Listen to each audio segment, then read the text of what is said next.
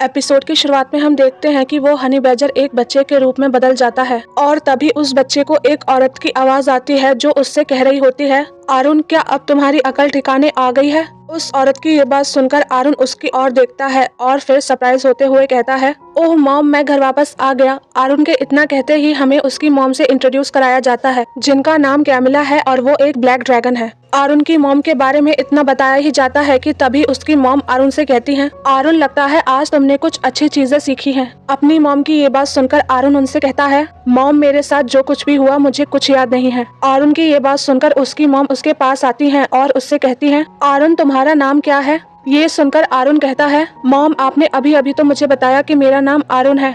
Aaron की ये बात सुनकर उसकी मॉम मुस्कुराते हुए कहती हैं, आरुण तुम अभी सिर्फ एक 100 साल के छोटे से ड्रैगन हो, इसलिए तुम्हें खुद को बार बार जगाना होगा ताकि तुम कभी न भूलो कि तुम कौन हो। आरुण की मॉम उससे इतना कहते ही अपना हाथ उसकी ओर बढ़ाते हुए कहती हैं, आरुण क्या मॉम देख सकती है कि आज पूरे दिन तुम्हारे साथ क्या क्या हुआ। अपनी मॉम की ये बात सुनकर आरुण अपना सिर अपनी मॉम की ओर आगे बढ़ाते हुए कहता है, यस मॉम। आरुण के इतना कहते ही उसकी मॉम उसके सिर पर एक मैजिक करती है जिससे वो हनी बैजर के रूप में जो भी मेमोरीज आरुण ने इजाबेल के साथ बनाई थी वो सभी मेमोरीज वो देख लेती हैं और उन सभी मेमोरीज को देखने के बाद वो बहुत खुश होती हैं और फिर आरुण से खुश होते हुए कहती हैं, आरुण तुमने आज बहुत ही अच्छी चीजें एक्सपीरियंस की हैं।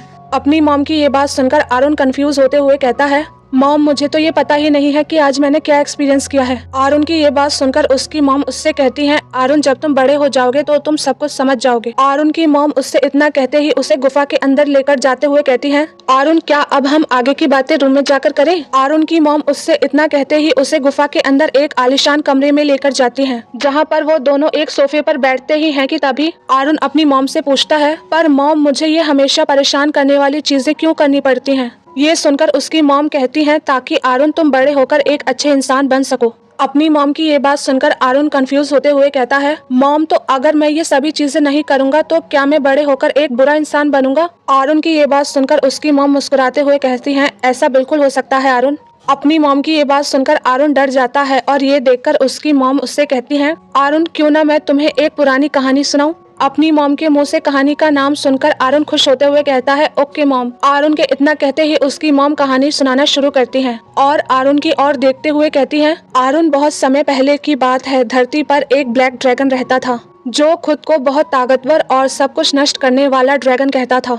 अपनी मॉम की ये बात सुनकर आरुण उनसे पूछता है, मॉम क्या वो ब्लैक ड्रैगन सचमुच सब कुछ नष्ट कर सकता था। और वैसे मॉम उसने अपना नाम कितना बेवकूफी भरा रखा था। मॉम मुझे तो ये नाम सुनकर ऐसा लग रहा है कि जैसे कोई 50 साल का अनाड़ी ड्रैगन खुद को कूल दिखाने के लिए उसने ऐसा नाम रखा है। आरुण की ये बात सुनकर उसकी मॉम थोड़ी एम्बेरस हो जाती है कि तभी आरुण अपनी मॉम से पूछता है, मॉम क्या आप उस ड्रैगन को जानती है। ये सुनकर उसकी मॉम अपनी आंखें चुराते हुए कहती है, अच्छा ये ड्रैगन। आरुण ये ड्रैगन हमारा बहुत ही पुराना रिश्तेदार है, इसीलिए मुझे इसके बारे में ठीक से याद नहीं। आरुण की मॉम आरुण को उस ब्लैक ड्रैगन के बारे में इतना बताते ही उससे गुस्से में कहती हैं, आरुण तुम मुझे परेशान करना बंद करो और चुपचाप मेरी कहानी सुनो। आरुण की मॉम उससे इतना कहते ही एक बार फिर से आरुण की मॉम आरुण को कहानी सुनाना शुरू करती हैं और एक बार फिर से आरुण की मॉम आरुण को उस ब्लैक ड्रैगन के बारे में बताते हुए कहती हैं, अच्छा तो हम कहाँ पर थे। अरे हाँ, बहुत समय पहले की बात है, धरती पर एक ब्लैक ड्रैगन रहता था जो खुद को सब कुछ नष्ट करने वाला ब्लैक ड्रैगन कहता था। आरुण वो ब्लैक ड्रैगन खुद को सबसे ज्यादा शक्तिशाली इसलिए कहता था क्योंकि ड्रैगन्स जन्म से ही शिकारी होते हैं और वो बिना किसी मेहनत के सब कुछ पा सकते हैं। आरुण ड्रैगन्स को जो कुछ भी पसंद आता है वो उसे बहुत ही आसानी से हासिल कर सकते हैं क्योंकि ड्रैगन्स बहुत ही आसानी से मैजिक पावर्स यूज कर सकते हैं। और तो और आरुण ड्रैगन्स ही एकमात्र प्राणी होते हैं जो सिर्फ बोलकर बड़े से बड़ा मैजिक परफॉर्म कर सकते हैं। और बिल्कुल इसी तरह का था वो ब्लैक ड्रैगन जो खुद को दुनिया नष्ट करने वाला ब्लैक ड्रैगन कहता था। और वो खुद को ऐसा इसलिए कहता था क्योंकि उसके पास सब कुछ था, पर क्योंकि उस ड्रैगन के पास सब कुछ था इसीलिए उसकी सारी इच्छाएं खत्म हो गई थी। और क्योंकि उसकी सभी इच्छाएं खत्म हो गई थी इसीलिए वो ब्लैक ड्रैगन बहुत ही बोर हो रहा था। और उस ब्लैक ड्रैगन को ये बात बिल्कुल समझ नहीं आ रही थी कि वो अपनी बोरियत कैसे मिटाए। इसीलिए उस ब्लैक ड्रैगन ने अपनी बोरियत मिटाने के लिए एक दिन एक गांव से दूसरे गांव घूमने लगा और अपनी शक्तियों का प्रदर्शन करने लगा। और अपनी शक्तियों के प्रदर्शन के चक्कर में वो ब्लैक ड्रैगन गांव वालों की कई चीजों को नष्ट करने लगा। पर एक दिन अचानक से उस ब्लैक ड्रैगन ने चीजों को नष्ट करना बंद कर दिया, क्योंकि एक दिन अचानक से एक क्यूट सा इंसान आया और उसने उस ब्लैक ड्रैगन को एक अंगूठी देते हुए ये प्रॉमिस किया कि वो उसे हमेशा खुश रखेगा। पहले तो उस ब्लैक ड्रैगन को उस इंसान की बात एक मजाक लगी, पर क्योंकि उस ब्लैक ड्रैगन को वो इंसान बहुत ही क्यूट लगा था, इसीलिए उस क्यूट से इंसान की बात ब्लैक ड्रैगन को बहुत ही खुश कर रही थी। और इसी तरह उस ब्लैक ड्रैगन की बोरियत खत्म हुई और उसने लोगों को मारना बंद कर दिया। आरुण की मॉम इतना कहते ही आरुण की ओर देखती हैं और फिर उसे समझाते हुए कहती हैं, आरुण क्या तुम ये बात समझे कि क्योंकि उस ड्रैगन को वो इंसान बहुत ही अच्छा लगा था, इसीलिए उसने दुनिया को नष्ट करना बंद कर दिया था। इसलिए आरुण तुम ये बात हमेशा याद रखना कि इस दुनिया में सबसे भयानक चीज है क्यूटनेस। अपनी मॉम की ये बात सुनकर आरुण कहता है, यस मॉम, मैं आपकी बात समझ गया। ये सुनकर उसकी मॉम मुस्कुराते हुए कहती हैं, इस घटना की वजह से सभी ड्रैगन्स ने ये निष्कर्ष निकाला कि ड्रैगन्स हमेशा सही नहीं होते, और उन ड्रैगन्स को इस बात का भी एहसास हुआ कि क्या होता है जब कोई इंसान पूरी तरह से सही नहीं होता, लेकिन उस इंसान के पास बहुत ज्यादा शक्तियाँ आ जाती हैं। और आरुण इसी वजह से सभी ड्रैगन्स ने ये कानून लागू किया कि तुम्हारे जैसे छोटे ड्रैगन्स इस तरह की एक्टिविटीज करेंगे, ताकि वो सभी छोटे ड्रैगन्स अपने अंदर के अलग अलग तरह के इमोशंस को बचपन में ही एक्सपीरियंस कर लें। आरुण, तुम्हारे जैसे छोटे ड्रैगन्स को दूसरे जानवरों का जीवन एक्सपीरियंस करना बहुत ही जरूरी है, ताकि तुम उन जानवरों की मन की बातों को समझ सको और उन छोटे जानवरों से सहानुभूति रख सको। और आरुण, इन सभी चीजों को पूरी तरह से एक्सपीरियंस करने के लिए तुम्हें अपने ड्रैगन होने की आइडेंटिटी को मिटाना होगा, क्योंकि आरुण, अगर तुम्हें ये सभी चीजें याद रहेंगी तो एक समय के बाद तुम्हें इस बात पर विश्वास नहीं होगा कि क्या तुम सचमुच एक ड्रैगन हो। इसीलिए जब भी तुम अपने असली रूप में आते हो तो मैं तुम्हारे हनी बैजर के रूप की सारी मेमोरीज को सील कर देती हूँ, ताकि तुम ज्यादा परेशान ना हो। आरुण की मॉम उससे इतना कहती ही है कि तभी आरुण उनसे कहता है, पर मॉम सुनकर उसकी मॉम कहती है, क्या बात है आरुण? अपनी मॉम के इतना कहते ही आरुण उनसे पूछता है, मॉम ये किंग हनी बी क्या होता है? आरुण की ये बात सुनकर उसकी मॉम सरप्राइज होते हुए कहती है, आरुण तुमने ये शब्द कहाँ से सुना? ये सुनकर आरुण कहता है, मॉम मुझे नहीं पता कि मैंने ये शब्द कहाँ से सीखा है, लेकिन ये शब्द बार बार मेरे दिमाग में आ रहा है। आरुण की ये बात सुनकर उसकी मॉम उसे घूरने लगती है और मन में सोचती है, ये बहुत ही अजीब बात है, क्योंकि तुम्हें ऐसा कुछ भी याद नहीं रहना चाहिए था आरुण। आरुण की मॉम इतना सोचते ही मन में खुद से कहती है, आरुण वो लड़की जिसने तुम्हें ये नाम दिया है, क्या तुम्हारा उसके साथ कोई स्पेशल कनेक्शन है? आरुण की मॉम खुद से इतना कहती ही है कि तभी सीन शिफ्ट हो जाता है और फिर हम इजाबेल को देखते हैं, जो मिस्टर लेंसर से डरते हुए कह रही होती है, सर लेंसर आपकी कहानी बहुत ही डरावनी है। इजाबेल को ऐसे डरते हुए देखकर सर लेंसर कंफ्यूज होते हुए कहते हैं, प्रिंसेस क्या आपको ब्लैक ड्रैगन की कहानी इतनी डरावनी लगी? सर लेंसर की ये बात सुनकर इजाबेल सिर हिलाते हुए कहती है, जी हाँ सर लेंसर, ये कहानी बहुत ही डरावनी है। इजाबेल का ये जवाब सुनकर और उसे ऐसे डरते हुए देखकर मिस्टर लेंसर एक्साइटेड होते हुए कहते हैं, क्या आपको ये बात पता है कि वो ड्रैगन बहुत ही खतरनाक था और उसने अपने बहुत सारे निकनेम भी रख रखे थे, जैसे इंसानों का खून पीने वाला ब्लैक ड्रैगन और दुनिया को तबाह कर देने वाला ब्लैक ड्रैगन। उस ब्लैक ड्रैगन ने अपने ऐसे और भी खतरनाक नाम रख रखे थे। और प्रिंसेस मुझे तो ये भी लगता है कि अपने नाम की तरह ही उस ब्लैक ड्रैगन ने खतरनाक और घिनौने काम अपनी पूरी जिंदगी में किए होंगे। मिस्टर लेंसर की ये बात सुनकर इजाबेल बहुत ही डर जाती है और फिर डरते हुए अपनी आंखों को बंद कर लेती है और फिर सर लेंसर से कहती है, लेंसर प्लीज मुझे बहुत ही डर लग रहा है, इसीलिए प्लीज आप उस ड्रैगन के बारे में बात करना बंद करो। सर लेंसर से इतना कहते ही इजाबेल उस ब्लैक ड्रैगन के बारे में सोचते हुए मन में कहती है, ये कितनी अजीब बात है, क्योंकि मुझे अपनी पूरी जिंदगी में कभी भी इतना डर नहीं लगा जितना आज लग रहा है। और पता नहीं क्यों पर मुझे ऐसा फील हो रहा है कि मेरे आसपास सचमुच एक ब्लैक ड्रैगन है। इजाबेल इतना मन में सोचते ही अपनी आंखों से हाथ हटाते हुए सर लेंसर से कहती है, सर लेंसर क्या ब्लैक ड्रैगन अभी भी होते हैं और क्या वो अभी भी बुरे काम करते हैं? इजाबेल के इस सवाल के जवाब में सर लेंसर कहते हैं, प्रिंसेस आपको चिंता करने की कोई जरूरत नहीं है, क्योंकि बहुत समय पहले एक बहादुर सिपाही ने उस ब्लैक ड्रैगन को उसके बुरे कामों के लिए उसे सजा दे दिया था। और उस समय उस ब्लैक ड्रैगन ने उस सिपाही से ये प्रॉमिस भी किया था कि वो कभी भी ऐसे बुरे काम नहीं करेगा। और अगर प्रिंसेस उस ब्लैक ड्रैगन ने अभी भी कोई बुरा काम किया तो हम उस बहादुर सिपाही से मदद ले लेंगे। और प्रिंसेस क्या आपको ये बात पता है कि इस कहानी में जिस जाबाज सिपाही की मैं बात कर रहा था वो हमारे बिल्टिन एम्पायर के फर्स्ट एम्पीरियर थे और उन्हीं की वजह से वो ब्लैक ड्रैगन हमारे रॉयल फैमिली का गार्डियन बना था। और सिर्फ उन्हीं जाबाज सिपाही की वजह से प्रिंसेस वो ब्लैक ड्रैगन हमारे रॉयल फैमिली को प्रोटेक्ट करने लगा था। मिस्टर लेंसर की ये बात सुनकर इजाबेल एक्साइटेड होते हुए कहती है, क्या सचमुच पास्ट में ऐसा हुआ था अंकल लेंसर? मिस्टर लेंसर से इतना कहते ही इजाबेल अपनी पास्ट की मेमोरीज को याद करने लगती है और मन में सोचती है, सर लेंसर की ये स्टोरी बहुत ही इंटरेस्टिंग है, पर मैंने अपनी पास्ट लाइफ में गार्डियन ड्रैगन शब्द कभी भी उस नॉवल में नहीं पढ़ा था। पर अंकल लेंसर आज मुझे ये बात अचानक से बता रहे हैं कि गार्डियन ड्रैगन बिल्ट-इन फैमिली को प्रोटेक्ट करता है। इजाबेल इतना मन में सोचते ही मिस्टर लेंसर से बहुत ही प्यार से कहती है, अंकल लेंसर बिल्ट-इन फैमिली को प्रोटेक्ट करने का काम तो मेरे डैड का है ना। इजाबेला की ये बात सुनकर सर लेंसर बहुत ही ज्यादा खुश होते हैं और मन में सोचते हैं, ओ माय गॉड, लड़कियां कितनी क्यूट होती हैं। मिस्टर लेंसर मन में इतना सोचते ही अपनी वाइफ को याद करते हुए खुद से कहते हैं, डेल्सा बेटी, हमारे पास भी एक बेटी होनी चाहिए। मिस्टर लेंसर खुद से इतना कहते ही हैं कि तभी हम देखते हैं मिस डेल्सा किसी मेड से कुछ बात कर रही होती हैं, पर पता नहीं क्यों अचानक से उनके कान में खुजली होने लगती है। इसके बाद सीन शिफ्ट होता है और फिर हम मिखाइल को देखते हैं जो एक मैजिक स्टोन को खाने की कोशिश कर रहा होता है, वो उस मैजिक स्टोन को खा नहीं पाता है। और ये देखकर इजाबेल मिखाइल से पूछती है, ब्रदर क्या आप ठीक हैं? इजाबेल के इस सवाल के जवाब में मिखाइल कहता है, इजाबेल मुझे ऐसा लग रहा है कि अभी मेरे सारे दांत गिर जाएंगे। मिखाइल की ये बात सुनकर इजाबेल बहुत ही घबरा जाती है और फिर मिखाइल से कहती है, ब्रदर आप ठीक हैं? क्या ये माना स्टोन इतना स्ट्रॉन्ग है कि इससे आपके दांत भी टूट सकते हैं? इजाबेल के इतना कहते ही मिखाइल उसे वो माना स्टोन देते हुए पूछता है, इजाबेल क्या ये माना स्टोन मेरा गिफ्ट है? मिखाइल के इतना कहते ही इजाबेल वो माना स्टोन लेते हुए कहती है, नहीं ब्रदर, ये आपका गिफ्ट नहीं है। ये देखिए ब्रदर, ये माना स्टोन कितना स्ट्रॉन्ग है। और ब्रदर अगर आप इस माना स्टोन में इस तरह से अपनी मैजिक पावर्स डालेंगे इस माना स्टोन से ठंडी हवा बाहर निकलेगी। इजाबेला की ये बात सुनकर मिखाइल सरप्राइज होते हुए कहता है, इजाबेला ये माना स्टोन तो बहुत ही कमाल की चीज है। अपने भाई की ये बात सुनकर इजाबेला खुश होते हुए कहती है, ये अच्छा है ना ब्रदर?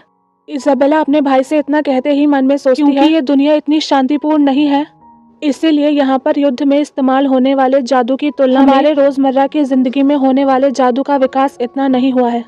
और शायद इसीलिए इजाबेल इतना मन में सोचते ही वो माना स्टोन हनी बैजर को देती है और हनी बैजर उस माना स्टोन को लेकर बहुत ही खुश होता है। हनी बैजर को इतना खुश देखकर इजाबेल अपने भाई से मुस्कुराते हुए कहती है, ब्रदर क्या आप इस हनी बैजर के चेहरे पर ये खुशी देख रहे हैं? ब्रदर मिखाइल, मैंने इन खुशियों को पाने के लिए ही इन छोटे छोटे मैजिक पर रिसर्च करना शुरू किया था।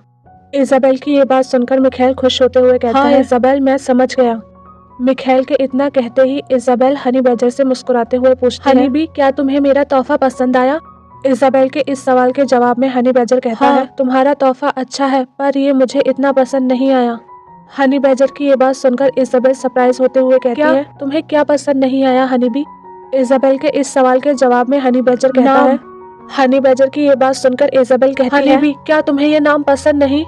इजाबेल के इतना कहते ही हनी बैजर कहता है, बिल्कुल पसंद नहीं। हनी बैजर की ये बात सुनकर इजाबेल बहुत ही सरप्राइज्ड होती है और मन में सोचती है, ये तो बहुत ही अजीब बात है क्योंकि पहले जब भी मैं तुम्हारा नाम लेती थी तुम बहुत ही खुश होते थे। इजाबेल इतना मन में सोचते ही हनी बैजर से कहती है, अगर तुम्हें हनीबी नाम पसंद नहीं है तो क्यों ना हम तुम्हें आज से किम हनीबी बुलाएं। इजाबेल के इतना कहते ही किम हनीबी उसे हक कर लेता है और खुश होते हुए कहता है, ये नाम अच्छा है। हनी बैजर के इतना कहते ही सीन शिफ्ट होता है और फिर इंपीरियल पैलेस के अंडरग्राउंड स्टोरेज में बाइटन को देखते हैं जो वहां खड़ा होकर मन में सोच रहा था, आखिर कितने समय बाद मैं इंपीरियल पैलेस वापस आया हूं और यहाँ आते ही मुझे हिज मैजेस्टी ने इस अंडरग्राउंड इंपीरियल स्टोरेज में भेज दिया है जहाँ पर माना की बदबू आ रही है और वो भी एक ऐसे माना की जो बिल्कुल जम चुका है। सचमुच ये बात बहुत ही अजीब है क्योंकि ऐसा कौन सा इंसान होगा जो इंपीरियल स्टोरेज में ऐसा करेगा। इतना मन में सोच रहा होता है कि तभी वो देखता है कि एक जगह से बहुत ही ज्यादा माना फ्लो हो रहा है और ये देखकर वो बहुत ही शॉक होता है कि फिर तुम्हें उस स्टोरेज ग्राउंड में क्या पता चला। किंग की ये बात सुनकर बाइटन कहता है, मैंने वहाँ पर हर जगह देखा लेकिन मुझे कोई सबूत नहीं मिला, इसीलिए मैंने उस आदमी को पकड़ने और मारने की कोशिश की जो वहाँ पर था। बाइटन की ये बात सुनकर किंग कहता है, क्या होगा अगर वो आदमी वो ना हो जिसकी हमें तलाश है। किंग के इस सवाल के जवाब में बाइटन कहता है, अगर वो आदमी असली कल्प्रिट नहीं भी हुआ तो भी कोई बात नहीं क्योंकि मैंने जो आज उस आदमी की हालत की है उससे असली कल्प्रिट को एक वार्निंग तो मिल ही गई होगी।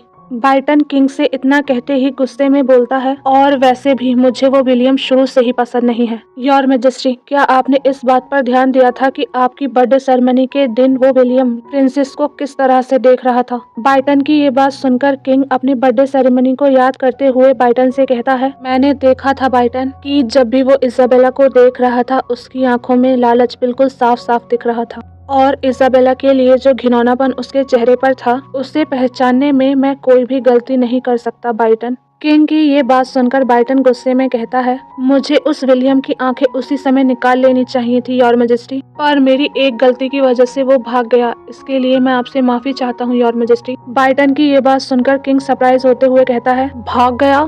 किंग बाइटन से इतना कहते ही उसे गुस्से में घूरने लगता है और उससे कहता है, तुमने उसे भागने दिया? किंग को ऐसे गुस्से में देखकर बाइटन डरते हुए कहता है, मैंने उसे जानबूझकर भागने नहीं दिया था योर मैजेस्टी। किंग बाइटन से इतना कहते ही उसे बताता है कि जब वो अंडरग्राउंड स्टोरेज में गया था तो उसने देखा कि वो स्टोरेज पूरी तरह से जम गया था। बाइटन की ये बात सुनकर किंग सरप्राइज्ड होते हुए कहता है, क्या अंडरग्राउंड स्टोरेज जम चुका है? किंग की ये बात सुनकर बाइटन उससे कहता है, यस योर मैजेस्टी, पूरा स्टोरेज रूम बर्फ से ढका हुआ था, लेकिन मुझे ऐसा नहीं लगता कि किसी ने ये जानबूझकर किया होगा, क्योंकि देखने से ऐसा लग रहा था कि कहीं से माना बाहर निकल गई हो और उसी वजह से पूरा स्टोरेज रूम जम गया हो। बाइटन की ये बात सुनकर किंग कहता है, लगता है ये किसी अनाड़ी जादूगर की गलती है। किंग की ये बात सुनते ही बाइटन कहता है, योर मैजेस्टी, मेरी मदर जब बच्ची थी तो वो इस तरह की गलतियां किया करती थी। बाइटन की ये बात सुनकर किंग कहता है, लगता है आजकल के जादूगरों को अपने टैलेंट का प्रदर्शन करने में मजा आने लगा है। किंग की ये बात सुनकर बाइटन किंग को खुश होते हुए बताता है, योर मैजेस्टी, वैसे यहाँ पर हैरान कर देने वाली बात यह है कि उस पूरे स्टोरेज रूम के जमने की वजह प्रिंसेस की जादुई शक्तियाँ हैं। बाइटन की ये बात सुनकर किंग उससे कहता है, ओह अच्छा, तो ये बात है। किंग का ये रिस्पॉन्स देखकर बाइटन सरप्राइज्ड होता है और फिर किंग से पूछता है, योर मैजेस्टी, क्या आपको इस बात से कोई हैरानी नहीं हुई? बाइटन के इस सवाल के जवाब में किंग कहता है, बाइटन, एग्जैक्टली मुझे तुम्हारी किस बात से हैरानी होनी चाहिए? किंग का ये जवाब सुनकर बाइटन को गुस्सा आता है और फिर वो चिल्लाते हुए किंग से कहता है, नहीं, मेरे कहने का ये मतलब है योर मैजेस्टी कि वो कोई नॉर्मल आइस मैजिक नहीं था, पर उसकी वजह से पूरा अंडरग्राउंड स्टोरेज बर्फ से जम गया था, और वो भी इतनी गर्मी में। बाइटन की ये बात सुनकर किंग उससे कहता है, अच्छा तो? किंग की ये बात सुनकर बाइटन गुस्से में कहता है, आप मेरी ये बात समझ नहीं रहे हैं योर मैजेस्टी की सिर्फ प्रिंसेस के माना लीकेज की वजह से एक पूरा अंडरग्राउंड स्टोरेज जम सकता है, तो इसका मतलब प्रिंसेस के पास जो माना पावर्स हैं वो बहुत ही पावरफुल है।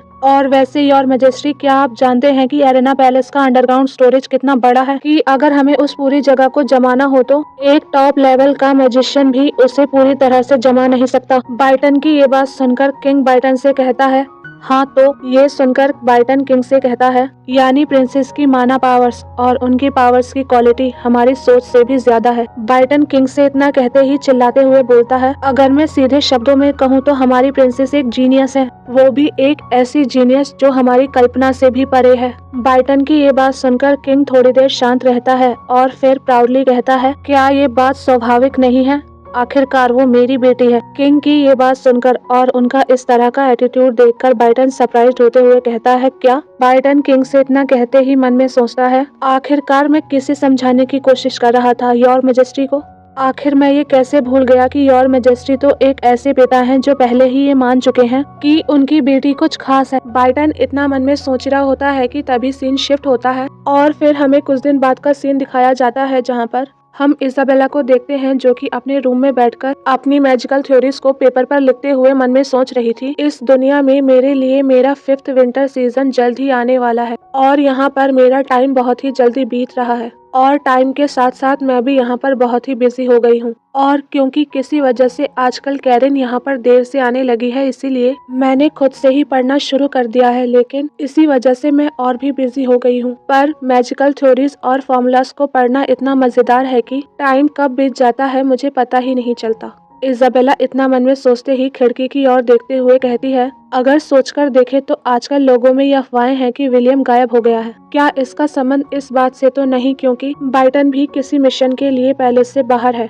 और अगर मैं इस बात पर ज्यादा ध्यान दूं तो आजकल कैरिन भी घर देर से वापस आने लगी है। क्या कैरिन का घर पर देर से वापस आने का कारण उसके अडॉप्टेड फादर का गायब होना तो नहीं है? इजाबेला खुद से इतना कहते ही मन में सोचती है, नहीं नहीं, मुझे ऐसे डरा देने वाले ख्यालों को सोचना बंद करना होगा, क्योंकि मेरे पास अब ज्यादा समय नहीं बचा है। इसीलिए मुझे अभी प्रेजेंट पर ध्यान देना चाहिए। और वैसे भी मेरी आंखों के सामने इतने इंटरेस्टिंग फॉर्मूलाज हैं, और फिर भी मैं क्या सोच रही हूँ। इजाबेला इतना मन में सोच ही रही होती है कि तभी उसे मिखाइल की आवाज आती है, जो उससे मुस्कुराते हुए पूछ रहा था कि क्या वो उसके साथ स्लेडिंग पर जाना पसंद करेगी। मिखाइल की ये बात सुनकर इजाबेला उससे कहती है, मैंने इससे पहले कभी भी स्लेडिंग नहीं किया है ब्रदर। इजाबेला की ये बात सुनकर मिखाइल उसे समझाते हुए कहता है, इजाबेला, स्लेडिंग करना इतना भी मुश्किल नहीं होता है, और वैसे भी तुम्हें बस मुझ पर भरोसा रखना है, मैं तुम्हें स्लेडिंग करना सिखा दूंगा। मिखाइल की ये बात सुनकर इजाबेला खुश होते हुए कहती है, क्या सचमुच? इजाबेला के इस सवाल के जवाब में मिखाइल एक्साइटेड होते हुए कहता है,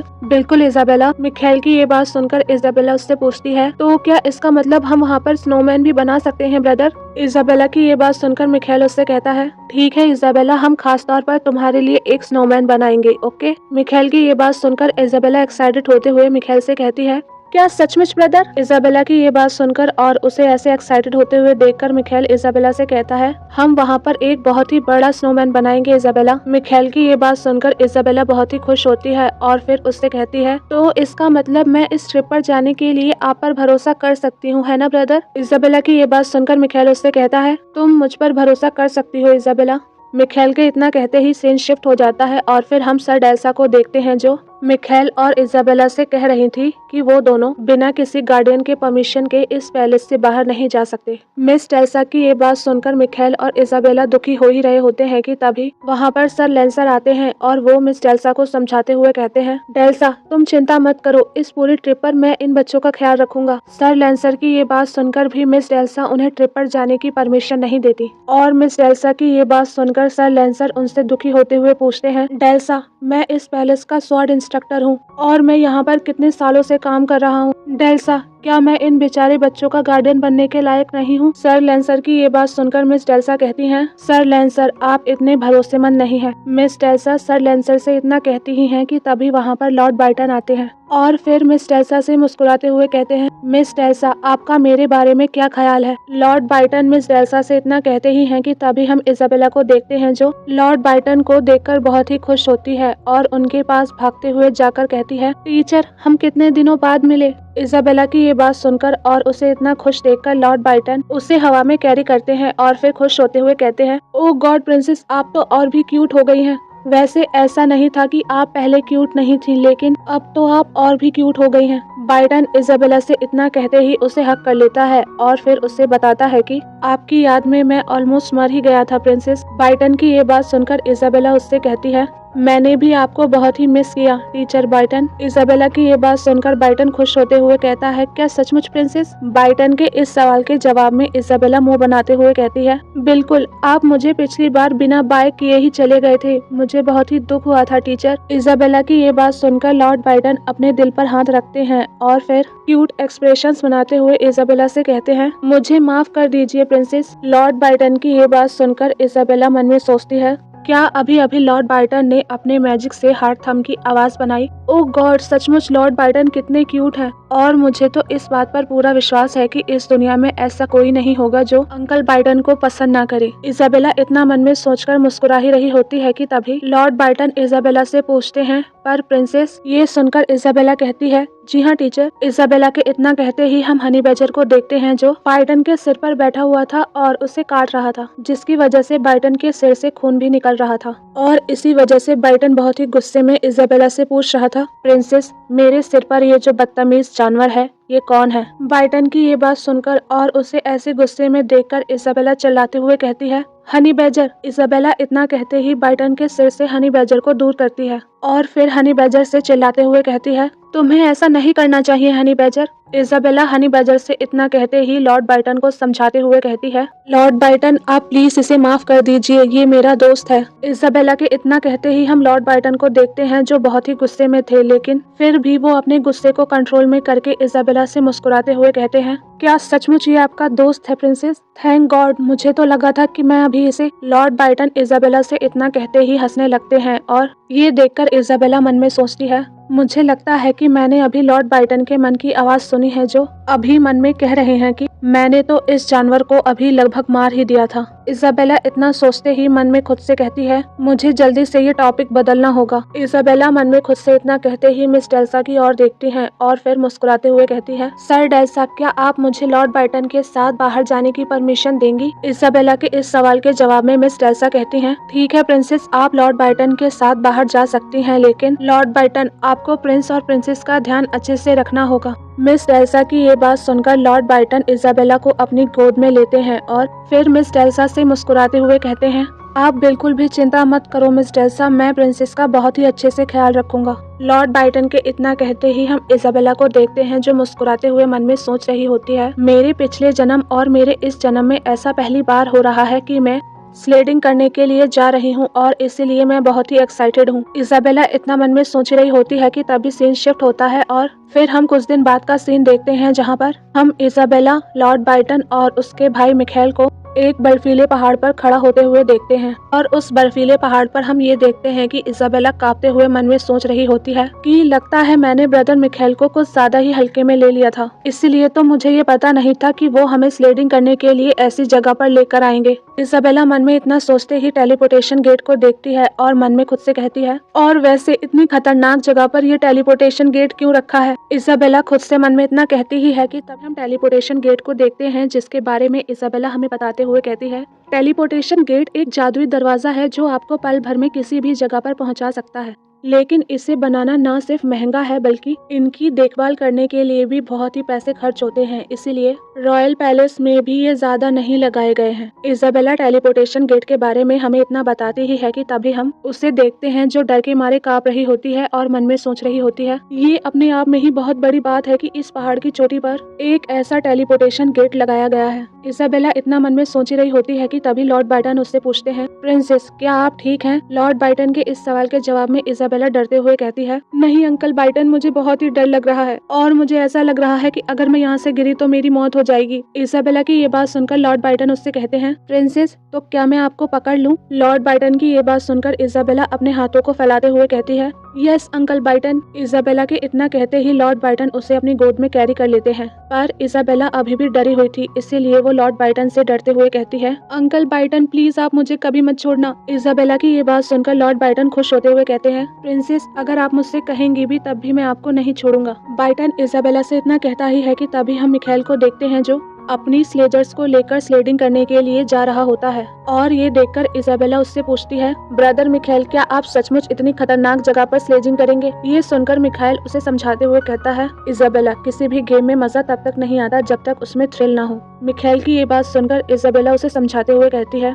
ब्रदर मिखेल अगर आप इतनी ऊंचाई से स्लेजिंग करेंगे तो शायद आपकी जान भी जा सकती है। ये सुनकर मिखेल हंसते हुए कहता है, इजाबेला ये तुम क्या बकवास कर रही हो? इस दुनिया में ऐसा कौन है जो इतना कमजोर है? मिखेल इजाबेला से इतना कहते ही अपनी स्लेजर को जमीन पर रखता है और फिर बोलता है, हे हनी बैजर चलो हम दोनों रेस लगाएं और देखें हम में से पहले कौन इस पहाड़ी के नीचे पहुंचता है। मिखेल के इतना कहते ही वो दोनों एक दूसरे से रेस लगाने लगते हैं और ये देखकर इजाबेला मन में सोचती है, सचमुच इन दोनों को किसी भी चीज का डर नहीं है। इजाबेला इतना मन में सोचते ही उस पहाड़ की ऊंचाई को देखती है और फिर खुद से मन में कहती है, कभी नहीं, मैं यहाँ से स्लेडिंग बिल्कुल नहीं करूंगी। इजाबेला खुद से मन में इतना कहते ही लॉर्ड बाइटन को हक करते हुए कहती है, प्लीज टीचर मुझे मत छोड़ना। ये सुनकर लॉर्ड बाइटन खुश होते हुए कहते हैं, ओके प्रिंसेस। लॉर्ड बाइटन के इतना कहते ही इजाबेला मन में खुद से कहती है, आखिर में मैं एक बार भी स्लेडिंग नहीं कर पाई और बस लॉर्ड बाइटन की गोद में वापस आ गई। इजाबेला इतना मन में खुद से कहती ही है कि तभी सीन शिफ्ट हो जाता है और फिर हम एरेना पैलेस में इजाबेला और लॉर्ड बाइटन को देखते हैं जहाँ पर इजाबेला लॉर्ड बाइटन से कहती है, आपकी वजह से मैं बच पाई टीचर, थैंक यू, लेकिन मेरी वजह से आपके हाथों में बहुत ही दर्द हुआ होगा है ना? इजाबेला की ये बात सुनकर लॉर्ड बाइटन मुस्कुराते हुए कहते हैं, बिल्कुल नहीं प्रिंसेस, आपकी मदद करना तो मेरे लिए खुशी की बात है।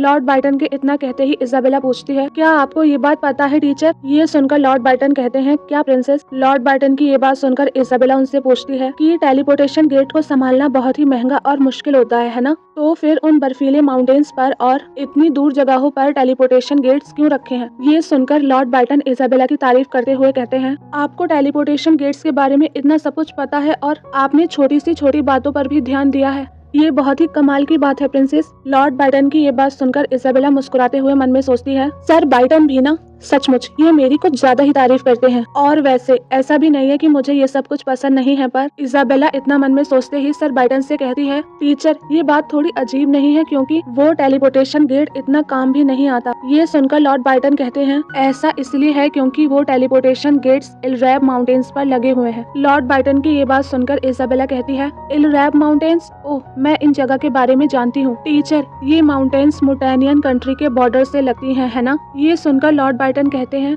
हाँ बिल्कुल सही, आपको इलरैब माउंटेन्स के बारे में भी पता है। बाइटन के इतना कहते ही इजाबेला हमें इलरैब माउंटेन्स के बारे में बताते हुए कहती है, इलरैब माउंटेन्स कॉन्टिनेंट के नॉर्थ में स्थित सबसे बड़े पहाड़ है और ये माउंटेन्स नॉर्थर्न डायरेक्शन में बेसान जमीन है और इसके आगे नॉन ह्यूमंस मुटेनियंस का राज्य है। इजाबेला हमें इतना बताती ही है कि तभी लॉर्ड बाइटन उससे पूछते हैं, प्रिंसेस आपको इलरैब माउंटेन्स के बारे में इतना सब कुछ कैसे पता चला? लॉर्ड बाइटन के इस सवाल के जवाब में इजाबेला उनसे कहने वाली थी कि उसने ये नॉवेल 17 बार पढ़ी है। तभी वो खुद को रोकती है और फिर पैनिक करते हुए लॉर्ड बाइटन से कहती है, बुक्स, मैंने ये बुक्स में पढ़ा है। इजाबेला की ये बात सुनकर लॉर्ड बाइटन बहुत ही इम्प्रेस होते हैं और इजाबेला से कहते हैं, हमारी प्रिंसेस बहुत सारी किताबें पढ़ती हैं, सच में आप बहुत ही शानदार है। ये सुनकर इजाबेला मुस्कुराती है, लेकिन अंदर से वो डर रही थी और मन में सोच रही थी, अच्छा हुआ मैंने खुद को रोक लिया, नहीं तो मैं तो ये बताने ही वाली थी कि मैंने ये नॉवेल 17 बार पढ़ी है। इजाबेला इतना मन में सोचते ही लॉर्ड बाइटन से कहती है, टीचर बाइटन मुझे आपसे एक जरूरी बात कहनी थी। ये सुनकर लॉर्ड बाइटन कहते हैं, ऐसी क्या बात है जो आपको मुझसे करनी है प्रिंसेस? प्लीज आप मुझे जल्दी बताइए, मैं ध्यान से सुन रहा हूँ। लॉर्ड बाइटन की ये बात सुनकर इजाबेला कहती है,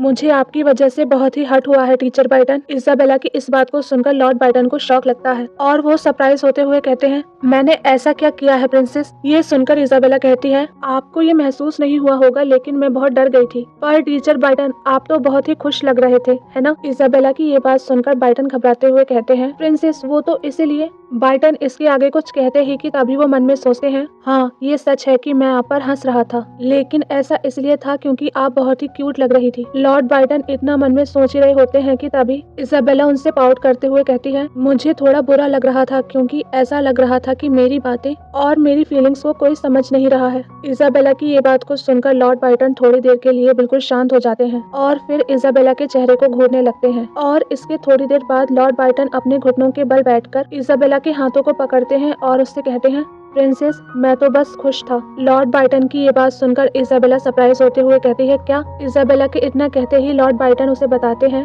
कि मुझे अच्छा लगा जब आप डरी, क्योंकि प्रिंसेस आप आमतौर पर ऐसी चीजों से भी नहीं डरती हैं जिससे आपको डरना चाहिए। इसीलिए जब भी मैं आपको उन चीजों के सामने ऐसे खड़े होता हुआ देखता हूँ तो मेरा दिल घबरा जाता है और मुझे बहुत ही बुरा और बेबस महसूस होता है। लेकिन आपने इलरैब माउंटेन्स पर कहा कि आपको मरने से डर लगता है और उस समय आप मुझसे डरकर चिपक गई थी, इसीलिए मैं बहुत ज्यादा खुश था क्योंकि आपको डरते हुए देखकर मुझे अच्छा लग रहा था। शायद मैं सचमुच बहुत ही बुरा टीचर हूँ, है ना प्रिंसेस? लॉर्ड बाइटन की इन बातों को सुनकर इजाबेला दुखी होते हुए मन में सोचती है, मुझे ये पता नहीं था और मुझे कभी ऐसा लगा भी नहीं कि लॉर्ड बाइटन ऐसा महसूस करते हैं। इजाबेला इतना मन में सोचते ही लॉर्ड बाइटन के चेहरे पर अपना हाथ रखती है और मन में सोचती है, टीचर को ऐसे देखकर मुझे बहुत ही बुरा लग रहा है। इजाबेला इतना मन में सोच रही थी कि तभी उसके पेट से बहुत ही जोर से आवाज आती है, जिसकी वजह से वो दोनों सरप्राइज होते हैं और फिर लॉर्ड बाइटन इजाबेला से पूछते हैं, लगता है आपको बहुत ही भूख लगी है, क्या आप कुछ खाना चाहोगी प्रिंसेस? लॉर्ड बाइटन की ये बात सुनकर इजाबेला एम्बैरेस होते हुए कहती है, हाँ हाँ मुझे बहुत ही भूख लगी है और मुझे सैंडविच खाना है।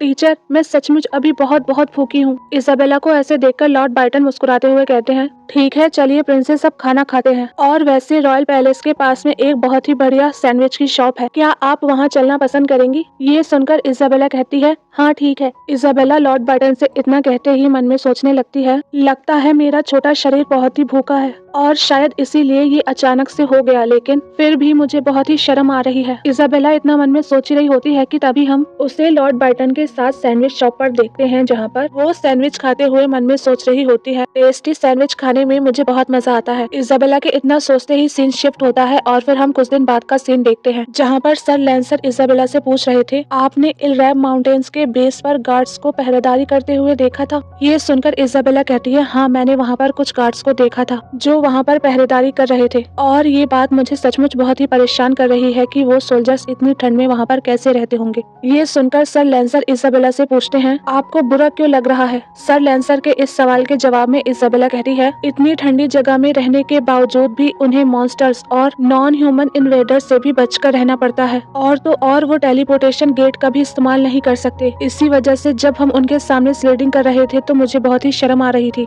ये सुनकर सर लैंसर इजाबेला को समझाते हुए कहते हैं, इसकी आपको चिंता करने की कोई जरूरत नहीं है प्रिंसेस, क्योंकि वो कॉमनर्स हैं और आप रॉयल फैमिली से आती हैं, और वैसे भी टेलीपोर्टेशन गेट को एक बार चलाने में ही बहुत ही पैसा खर्च होता है। इसलिए अगर आप रॉयल फैमिली के मेंबर नहीं हो तो इसे सिर्फ देश की बड़ी परेशानियों में ही इस्तेमाल किया जा सकता है। सर लैंसर की इस बात को सुनकर इजाबेला कहती है, मुझे लगता है ये गलत है टीचर, क्योंकि मेरा मानना तो ये है कि कोई वजह तो है जिसकी वजह से रॉयल फैमिली इलरैब माउंटेन के गेट्स को फ्रीली इस्तेमाल कर सकती है। इजाबेला की इस बात को सुनकर सर लैंसर सरप्राइज होते हुए कहते हैं, क्या? और ये सुनकर इजाबेला कहती है, अंकल लैंसर, जहाँ तक मुझे समझ आया है कि वो सैनिक वहाँ पर इसलिए खड़े हैं ताकि वो एम्पायर की रक्षा कर सके, और वो टेलीपोर्टेशन गेट मेरे और मेरे भाई के लिए स्लेडिंग करने के लिए नहीं बना है। इजाबेला की ये बात सुनकर सर लैंसर कहते हैं, आप बिल्कुल सही कह रही हैं प्रिंसेस। सर लैंसर इजाबेला से इतना कहते ही मन में सोचते हैं, भले ही अब उस टेलीपोर्टेशन गेट का असली मतलब खत्म हो गया है, लेकिन शुरुआत में उसे बनाने का वही मकसद था जो अभी प्रिंसेस ने कहा। सर लैंसर इतना सोचते ही मन में खुद से कहते हैं,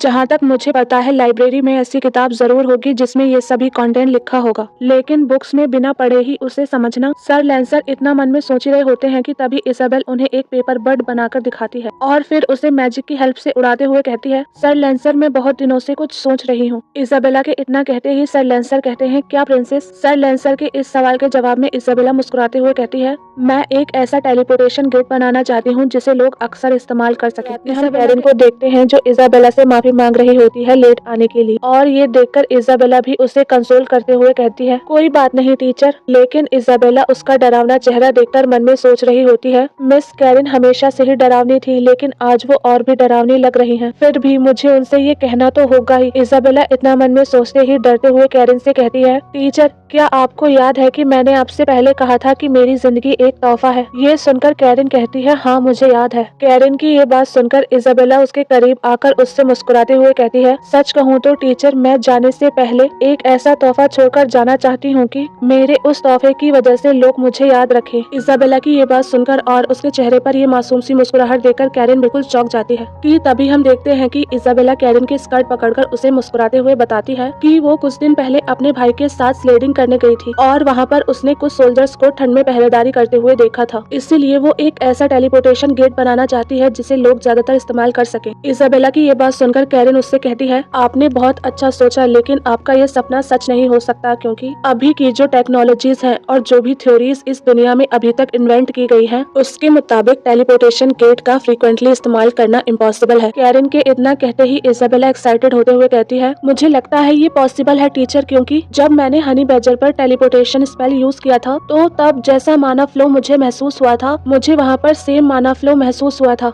इजाबेला इतना कहते ही कैरन को एक मैजिक स्टोन दिखाते हुए कहती है, तो इसलिए मैंने ये भी बना लिया टीचर, क्या आप इसे देखना चाहेंगी? इजाबेला की ये बात सुनकर कैरन वो मैजिक स्टोन अपने हाथ में लेती है और फिर इजाबेला से कहती है, ये तो एक साइबेरियन स्टोन है, पर प्रिंसेस, इसे तो ठंडी हवा बाहर निकालने के लिए बनाया गया है। कैरन इतना कहते ही उस मैजिक स्टोन पर एक मैजिक अप्लाई करने लगती है कि तभी वो सरप्राइज होती है ये देखकर कि उस मैजिक स्टोन पर एक ऐसा मैजिक अप्लाई है जिसे कैरन ने इजाबेला को सिखाया ही नहीं है। और ये सब देखकर कैरन इजाबेला से कहती है, प्रिंसेस, प्लीज आप मुझे इसके बारे में और बताइए। कैरन की ये बात सुनकर इजाबेला उसे बताती है कि उसने सोचा है कि वो माना फ्लो को डायरेक्ट करंट से अल्टरनेटिंग करंट में बदलेगी। ये सुनकर कैरन सरप्राइज होते हुए कहती है, क्या आप डायरेक्ट करंट को अल्टरनेटिंग करंट में बदलना चाहती हैं? पर प्रिंसेस, मैजिक का फ्लो सीधी लाइन पर होता है, तो आप उस फ्लो को कैसे बदल सकती हैं? कैरन की ये बात सुनकर और उसे ऐसे गुस्से में देखकर इजाबेला डर जाती है और फिर मन में सोचती है, टीचर ऐसे गुस्से में क्यों बात कर रही हैं? क्या मैं कुछ गलत बोल रही हूँ? ओ गॉड, इन्हें ऐसे गुस्से में देखना डरावना है, पर फिर भी मैं अपनी बात पूरी कहकर ही रहूंगी। इजाबेला इतना मन में सोचने के बाद कैरन को एक पेपर पर लिखी थ्योरीज को दिखाते हुए कहती है, टीचर आप जरा इसे देखिए। ये सुनकर कैरन कहती है, ये क्या है प्रिंसेस? कैरन के इतना कहते ही इजाबेला उसे वो मैजिक थ्योरी एक्सप्लेन करते हुए कहती है, टीचर ये देखिए, मैंने यहाँ पर एक जैसे 3 फ्रीक्वेंसी वाले माना फ्लो बनाए हैं, लेकिन मैंने उनके फेसेस को अलग रखा है और फिर मैंने उन पर 120 डिग्री के फेस डिफरेंस और बराबर एम्पलीट्यूड वाला साइन वेव एसी लगाया है। इजाबेला की ये बात सुनकर कैरन कंफ्यूज होते हुए कहती है, sine wave alternating current,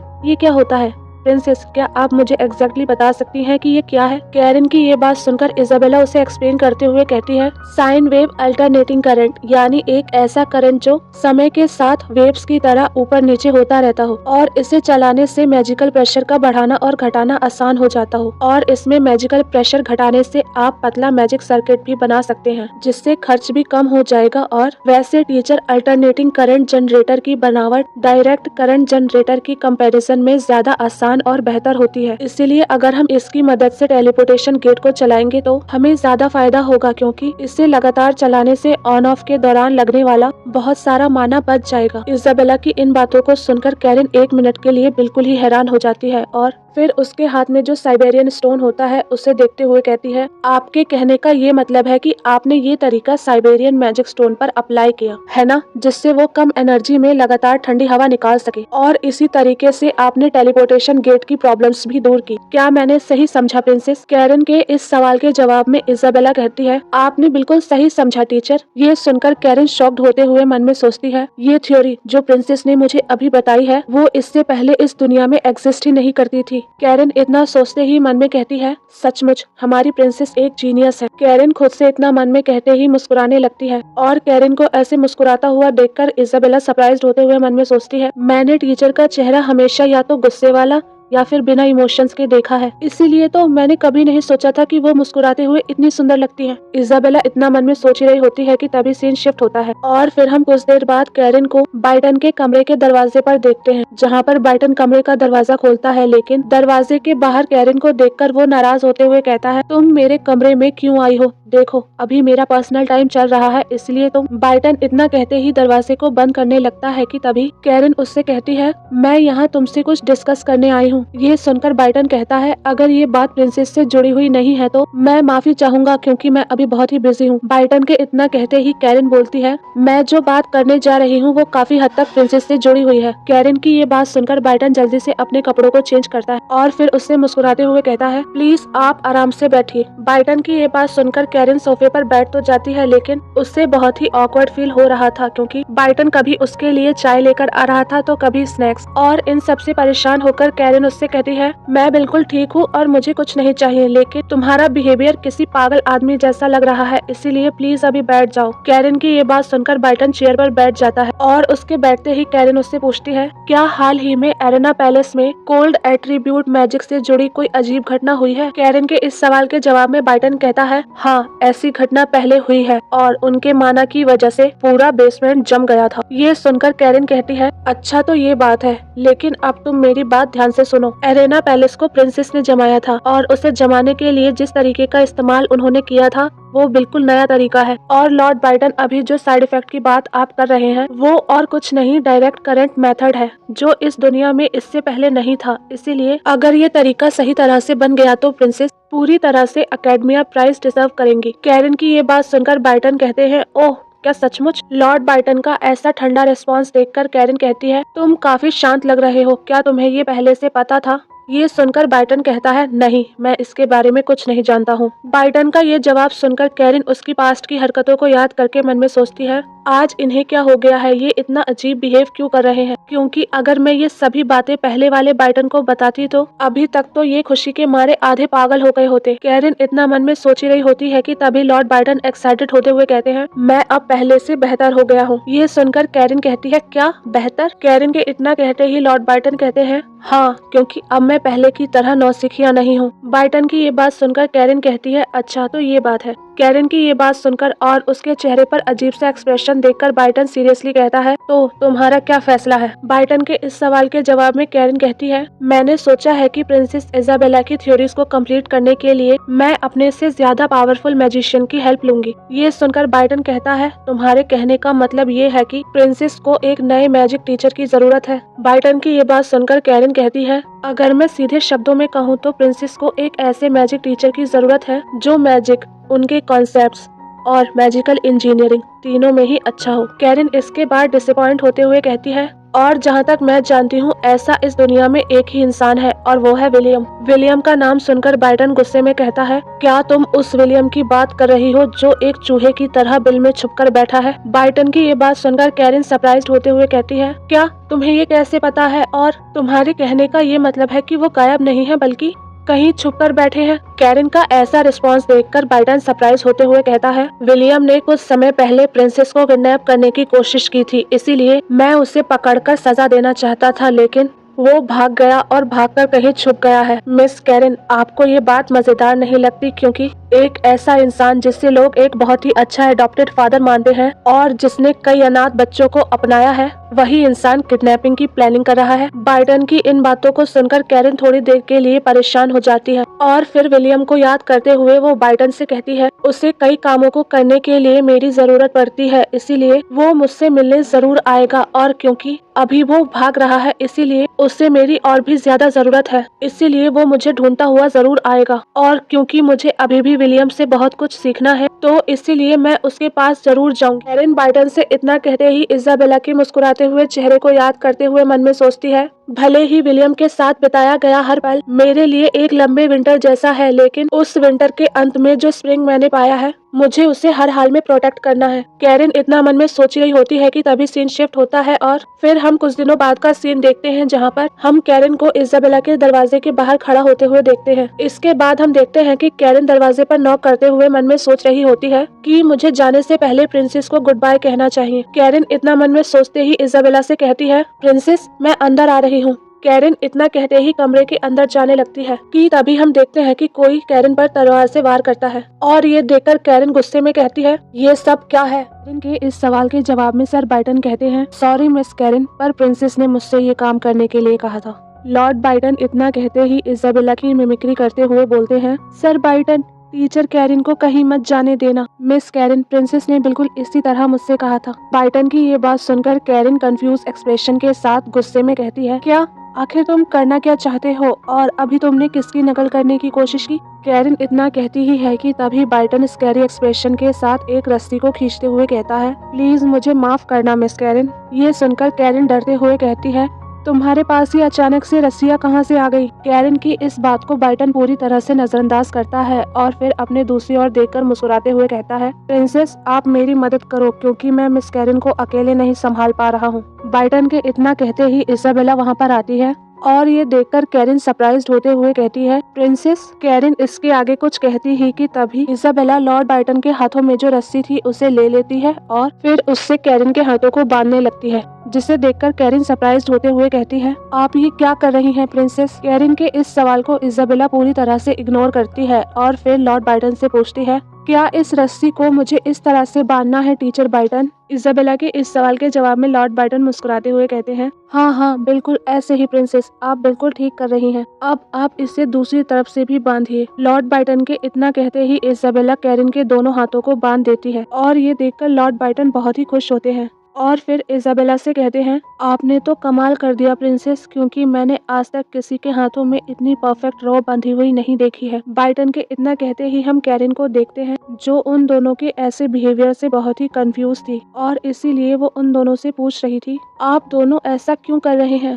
Karen की ये बात सुनकर इजाबेला उससे कहती है, मैंने सब कुछ सुन लिया था टीचर, आप उस गंदे आदमी विलियम से मिलने जा रही थी ना? इजाबेला की ये बात सुनकर कैरन बाइटन को गुस्से में घूरने लगती है और कैरन को ऐसे गुस्से में देखकर बाइटन अपनी नजरें चुराते हुए उससे कहता है, मैंने प्रिंसेस से ज्यादा कुछ नहीं कहा, मैंने बस इतना कहा था कि लेडी कैरन एक बहुत ही बुरे आदमी जिसका नाम विलियम है उससे मिलने जा रही है। और ये सुनकर प्रिंसेस ने कहा, नहीं वो नहीं जा सकती। बाइटन की ये बात सुनकर कैरन इजाबेला से पूछती है, मैं क्यों नहीं जा सकती प्रिंसेस? कैरन के इस सवाल के जवाब में इजाबेला उसके हाथों को पकड़ लेती है और उसे समझाते हुए कहती है क्योंकि टीचर विलियम एक बहुत ही बुरा आदमी है और उसके अंदर से बहुत ही डेंजरस वाइब्स आती हैं। इजाबेला कैरन से इतना कहते ही विलियम को याद करते हुए मन में खुद से कहती है, जब मैं उस समय विलियम से मिली थी तो मुझे इतना भयानक महसूस हुआ था कि मेरा पूरा शरीर कांपने लगा था और शायद इसी वजह से आज भी उसके बारे में सोचने पर मुझे डर लगता है। इजाबेला इतना मन में खुद से कहते ही कैरन को याद करते हुए मन में सोचती है, टीचर कैरन, ये सोचकर भी मुझे डर लगता है कि आप ऐसी जगह पर अकेले जा रही हो, वो भी तब जब उस विलियम की वजह से आप फ्यूचर में एक बहुत बड़ी विलन बन जाओगी।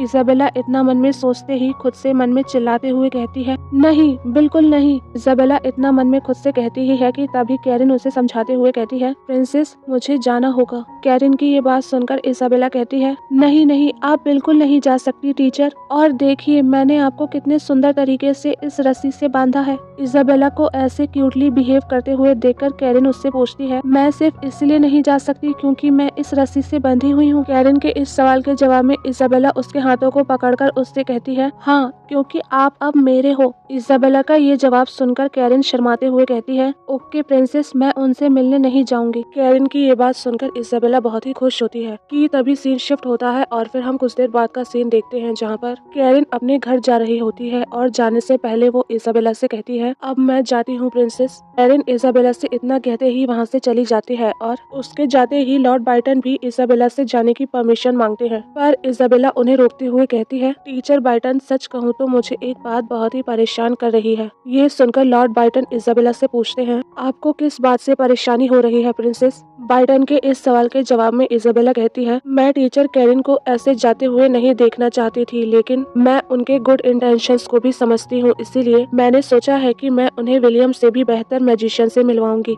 इजाबेला की ये बात सुनकर बाइटन उससे पूछता है, प्रिंसेस, क्या आप किसी ऐसे मैजिशियन को जानती हैं? बाइटन के इस सवाल के जवाब में इजाबेला उससे कहती है, उसने कुछ टाइम पहले एक बुक में पढ़ा था कि एक टेस्लन नाम का अजीब सा मैजिकल इंजीनियर है जिसे बहुत समय पहले मिरोटल मैजिक फेडरेशन ने उसे अपने इंस्टीट्यूट से निकाल दिया था और फिर वो इरेव माउंटेन्स की ओर चला गया था। इजाबेला बाइटन से इतना कहते ही टेस्लन को याद करते हुए मन में सोचती है, टेस्लन एक बहुत ही ब्रिलियंट मैजिकल इंजीनियर है और वो बाद में इस स्टोरी के मेन लीड आरुन का साथी बन जाएगा। इजाबेला इतना मन में सोचते ही हमें बताती है कि मिरोटल मैजिकल फेडरेशन के लोग टेस्लन को एक बहुत ही अजीब सा आदमी मानते थे क्योंकि वो वहाँ पर सिर्फ अपनी मर्जी के ही काम किया करता था और शायद इसीलिए ही मैजिकल फेडरेशन के कुछ पावरफुल मैजिशियंस ने उसे इलरेव माउंटेन्स पर सजा के तौर पर भेज दिया था। लेकिन मैं सच कहूँ तो ये सब सिर्फ एक अफवाह थी क्योंकि टेस्लन पर कोई भी पाबंदी नहीं थी और इलरेव माउंटेन्स पर जाने का फैसला उसने खुद किया था ताकि वो वहाँ जाकर आराम से मैजिकल इंजीनियरिंग पर रिसर्च कर सके और इसी तरह इस रिसर्च के दौरान वो बाद में इस स्टोरी के मेन लीड आरुन से मिला तो दोनों के सेम इंटरेस्ट होने के कारण वो दोनों एक साथ काम करने लगे और फिर टेस्लन ने इस स्टोरी के मेल प्रोटैगनिस्ट आरुन को एक बेहतरीन मैजिकल इंजीनियर बनाने में बहुत ही मदद की। और टेस्लन के बारे में मुझे इतना सब कुछ इसलिए याद है क्योंकि टेस्लन इस स्टोरी के मेल लीड आरुन का एक बहुत ही बेहतरीन साथी साबित हुआ था। इजाबेला हमें इतना बताते ही लॉर्ड बाइटन से कहती है, टीचर बाइटन, अगर वो आदमी हमें मिल जाए तो मुझे लगता है कि वो टीचर कैरन की जरूर मदद कर पाएगा। इजाबेला लॉर्ड बाइटन से इतना कहते ही परेशान होते हुए मन में सोचती है, लेकिन इलरेव माउंटेन एक बहुत ही बड़ी जगह है, इसीलिए वहाँ पर किसी को ढूंढना आसान नहीं होगा। इजाबेला इतना मन में सोच रही होती है कि तभी हम लॉर्ड बाइटन को देखते हैं जो उससे मुस्कुराते हुए कहते हैं, हाँ, मैं बिल्कुल समझ गया प्रिंसेस, मुझे उस आदमी को ढूंढना है और उसे ढूंढकर यहाँ पर लेकर आना है ना? लॉर्ड बाइटन की ये बात सुनकर इजाबेला मन में सोचती है, टीचर बाइटन मेरा ये काम करने के लिए कितनी आसानी से मान गए। इजाबेला इतना मन में सोचते ही लॉर्ड बाइटन के हाथों को पकड़कर मुस्कुराते हुए कहती है, यस टीचर बाइटन, थैंक यू। इजाबेला इतना कहते ही मन में सोचती है, इसीलिए तो लॉर्ड बाइटन को नापसंद करना मुश्किल है। इसके बाद सीन शिफ्ट होता है और फिर हम रॉयल पैलेस का प्रैक्टिस ग्राउंड देखते हैं जहाँ पर किंग अपनी स्वॉर्डमैनशिप की प्रैक्टिस कर रहे होते हैं कि तभी वहाँ पर बाइटन आता है और उसे देखकर किंग कहते हैं, तुम आज फिर से देर तक काम कर रहे थे। किंग के इतना कहते ही बाइटन कहता है, मुझे आपको एक अर्जेंट रिपोर्ट देनी है योर मैजेस्टी। ये सुनकर किंग कहता है, बोलो। किंग की ये बात सुनकर बाइटन कॉन्फिडेंस के साथ कहता है, योर मैजेस्टी, मुझे लगता है कि मैं कुछ समय तक आपके ऑर्डर्स को नहीं मान पाऊंगा। बाइटन की ये बात सुनकर किंग कंफ्यूज होते हुए कहता है, क्या? किंग के इतना कहते ही बाइडन उन्हें पूरी बात बताता है और ये सब सुनकर किंग कहते हैं, अच्छा तो ये बात है। किंग के इतना कहते ही बाइडन उनसे कहता है, तो इसीलिए योर मेजेस्टी फिलहाल के लिए मुझे किसी ऐसे आदमी की जरूरत है जो विलियम पर नजर रख सके और जो सर लेंसर जितना काबिल हो, तो क्या आप? बाइडन इसके आगे कुछ कहता है कि तभी किंग कहते हैं, ठीक है, मैं तुम्हें इसकी परमिशन देता हूँ। किंग की ये बात सुनकर बाइडन सरप्राइज हो जाता है और फिर किंग से कहता है, आपने इतनी आसानी से मुझे इस काम को करने की permission they the your majesty. मुझे लगा था कि अभी विलियम का पीछा करना हमारी हाईएस्ट प्रायोरिटी है। बाइडन की ये बात सुनकर किंग इजाबेला को याद करते हुए कहता है, क्योंकि इजाबेला की रिक्वेस्ट को पूरा करने के लिए सिर्फ 15 दिन ही बाकी हैं। किंग इतना कहते ही बिल्कुल शांत हो जाते हैं और उनको ऐसे देखकर बाइडन थोड़ी देर चुप होकर